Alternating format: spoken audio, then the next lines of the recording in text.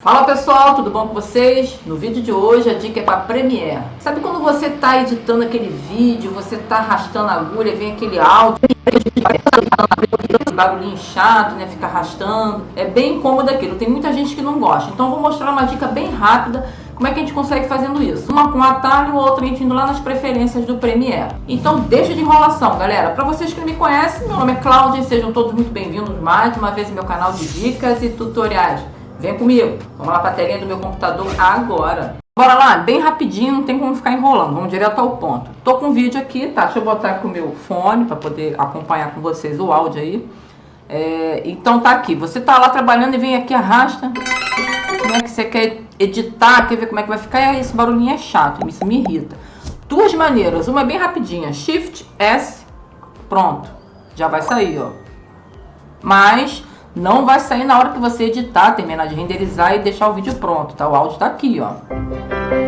Tá, beleza, tá? Esse é um atalho rapidinho para vocês poderem utilizar. Quer que volte? Shift S, ele volta, tá?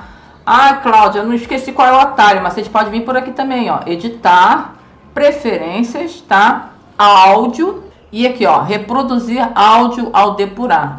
Você só desmarcar ele aqui, dá um OK e tá aqui de novo, ó. Caso você esqueça, tá? Mas anota, pega um papelzinho, como eu faço às vezes, ó. Pega um papelzinho desse aqui, anota aqui o atalho, bota aqui, cola na frente do teclado aqui, na frente do monitor. Meu, é cheio de papelzinho aqui para mim não esquecer as coisas de alguns sites. Mas isso é bem interessante, gente.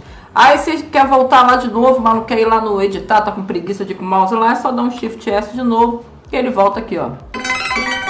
Pronto. Mágica e bem rápido. Não falei para vocês esquecer rapidinho? Bom, gente, como eu prometi, a dica foi bem rápida. Eu espero que vocês tenham gostado. Se gostou, não esquece de curtir. Deixa abaixo aí nos comentários o que vocês acharam.